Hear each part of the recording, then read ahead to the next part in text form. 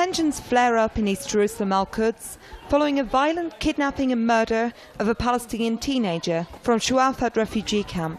Furthermore, extremist right-wing Israelis marched through the streets of Jerusalem, vowing revenge for 3 Israeli teenagers who were killed this week. 5 Palestinians were hospitalized after being attacked by Israeli extremists, and the body of a 16-year-old, Mohammed Hussein Abu Khader, was found near a forest in West Jerusalem. CCTV footage shows that the teenager was forced into a Hyundai vehicle by a group of Israelis. The incident comes a day after Israeli Prime Minister Benjamin Netanyahu threatened Palestinians in both the occupied West Bank and the Gaza Strip, with more incursions in response to the killing of the teens, which he blames on Hamas. Experts say Netanyahu's warmongering speech invoked further violence in the region. It's unfortunately that Israel is trying to exploit the blood of its citizens to advance its political agenda.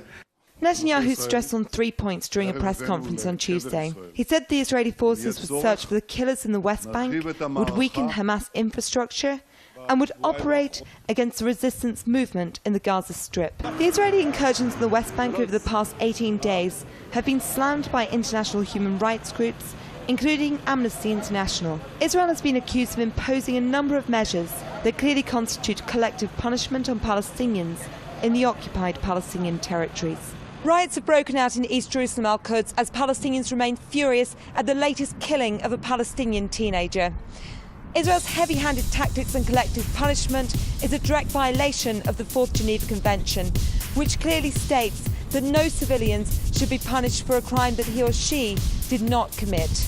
Nell Byrne for Press TV, occupied Ramallah. Hi there, I'm Darren Howard. And I'm Robert Niska. You're tuned into Video Radio, where we get rid of all of the mainstream spin and propaganda and get down to the root of the problem and what led up to the Israel-Gaza conflict and the way genocide is occurring on the West Bank right now. And of course, as you saw in the previous clip, it all began with the kidnapping of 3 Israeli teenagers that was credited to Hamas but taken credit for by ISIS. So to round out the beginning of this story, let's take a look at the teens, the American teens. And of course, the only reason it got so much airplay was because he was an American Palestinian. This is Video Radio. Thanks for tuning in. Check this out. Tariq Abu Khadir was the last to see his cousin Mohammed alive. I said hi to him before he died, 10 minutes before he died. I was driving by, I told him, I said hi to him, and then he didn't answer. And I came back 10 minutes later, and then he got kidnapped. And Tariq's trauma did not end there. At Mohammed's funeral, he was arrested and brutally beaten up by Israeli soldiers. I was actually standing there watching the protest while I heard some people screaming from the left side of me. And then they came, and behind them were 2 or 3 soldiers. And there was a fence in front of me. So I tried to jump the fence, and I fell on my face. And the soldiers, they came right behind me, picked me up, and threw me on the floor. And then they punched me in the face, and I went unconscious, and I woke up in the hospital. His mother says the soldiers' intention was clear. If you want to take somebody, do you have to beat them up like this? Everyone they take, they beat. But not, I've never seen anybody to this extent. The beating to kill.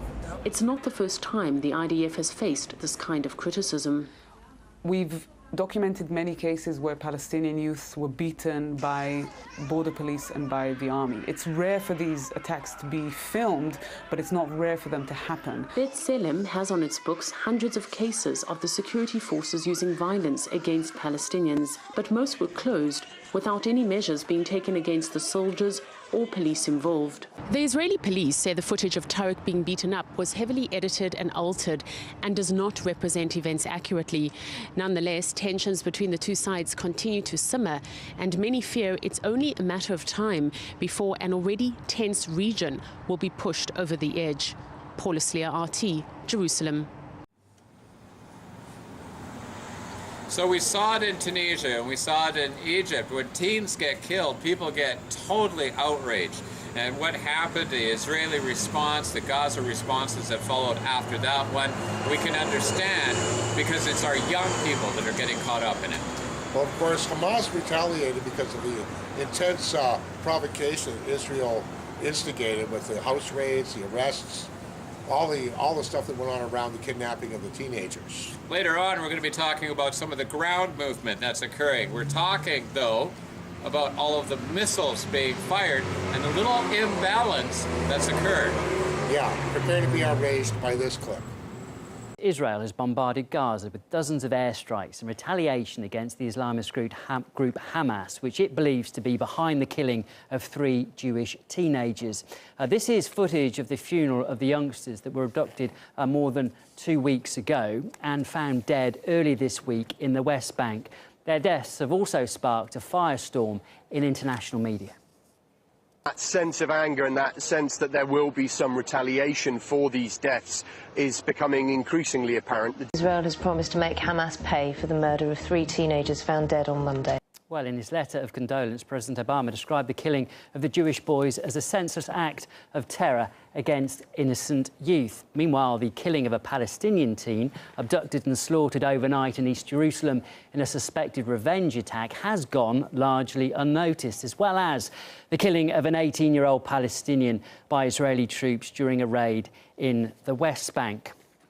Well, many more civilian deaths are blamed on Israeli defence forces in the occupied territories. And here are some of the figures. According to official figures, more than 1,500 Palestinian children have been killed and up to 6,000 injured by Israeli forces since 2000. And that means that 1 Palestinian child has been killed every 3 days. Activist Mustafa Barghouti says the international media has repeatedly hushed Israel's deadly record. The Israeli army has been killing Palestinians for several years. We are talking about thousands and thousands of Palestinians who were killed by the Israeli army and tens of thousands of people who were injured during 47 years of military occupation. And you know, from a Canadian citizen's point of view, it is ridiculous the way that we see major media propaganda and outrage occur. Okay? And even the misreporting that's going on is just ridiculous. You know, I'm really looking for journalism in this case, and we really had to go through thousands and thousands of hours of propaganda just to get these clips out. Yeah. Of course, Benjamin Netanyahu, when approached about a ceasefire or a peace with the Gazans, decided that a peace deal wasn't even going to be on the table. And how on earth Harper can defend such nonsense is beyond me. There's no intellect in action in that, but we've got the clip. Check it out. Israeli Prime Minister Benjamin Netanyahu says a ceasefire with Hamas is not even on the agenda amid violence in the region. According to Haaretz, Netanyahu told his defense committee, "I am not talking to anybody about a ceasefire right now." Netanyahu's response comes just a day after his office vowed to further intensify attacks on Hamas in Gaza, following discussions with the same defense chiefs. According to officials in Gaza, 15 Palestinians were killed overnight as Israeli missiles struck the house of a Hamas operative and a cafe on the beach where people were gathered to watch the World Cup semi-final game. As Israel's air campaign entered its 3rd day, officials in Gaza say at least 67 Palestinians have been killed since the conflict renewed this week. But the country's military leaders have come under fire for reports of numerous civilian casualties, as well as its harsh rhetoric toward the situation in the Gaza Strip. The Palestine chapter of Defense for Children International reports 14 Palestinian children, including 4 toddlers, have been killed since Hamas and Israel began strikes. And while military leaders contemplate the real possibility of a ground offensive, the Jerusalem Post points out some Israeli politicians have also suggested cutting off water and electricity into the Strip.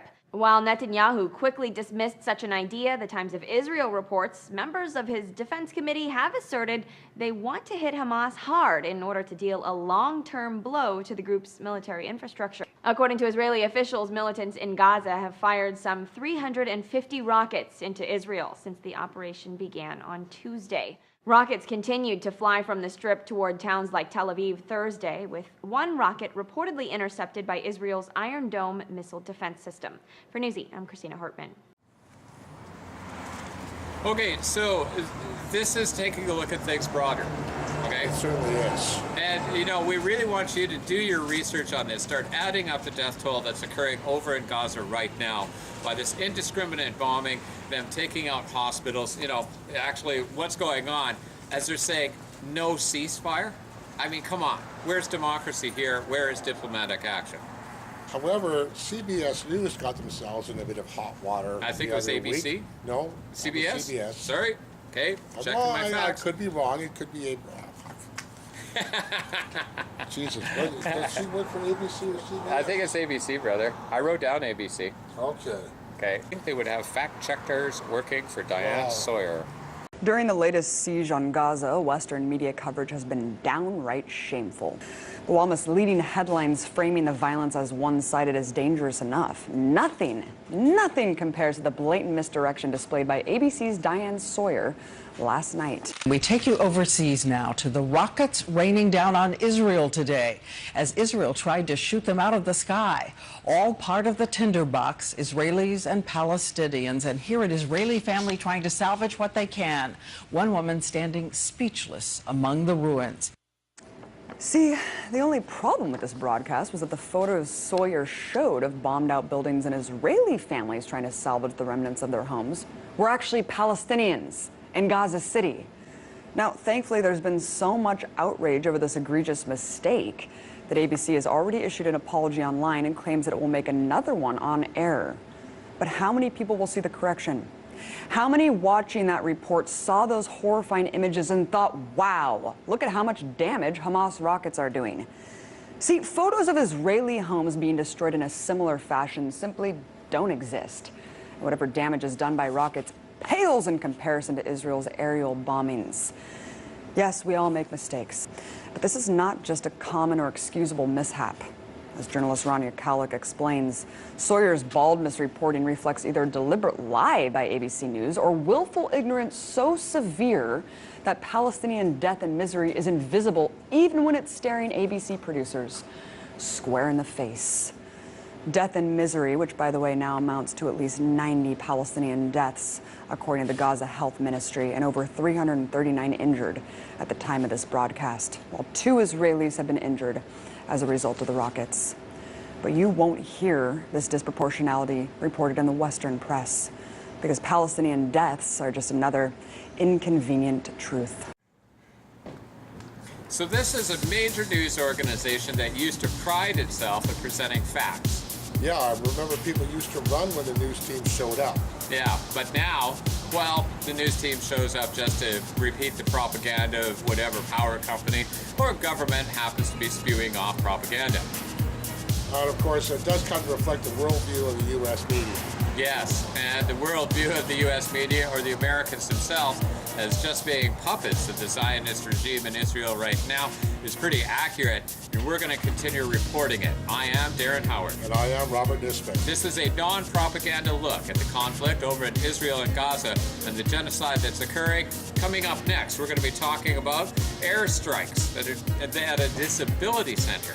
And actually the media coming forward and calling out Israel for its issues. It's actually occurred. MSNBC is going to be on the news here, and we're going to take a look at the protests that are going on against the genocide on the West Bank. Please stay tuned.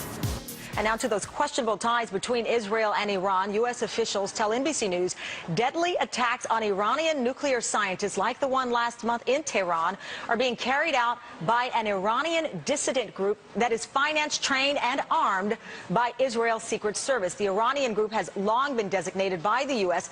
as a terrorist organization. The Iranian government calls the relation very intricate and close.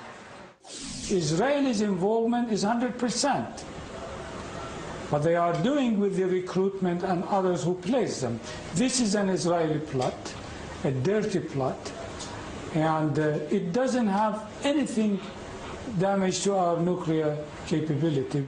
I mean, for Israel, it's trying to stop a nuclear program, and it's trying to use assassination as a tool. This is something that Israel has done in the past. It is not something that is unfamiliar to them.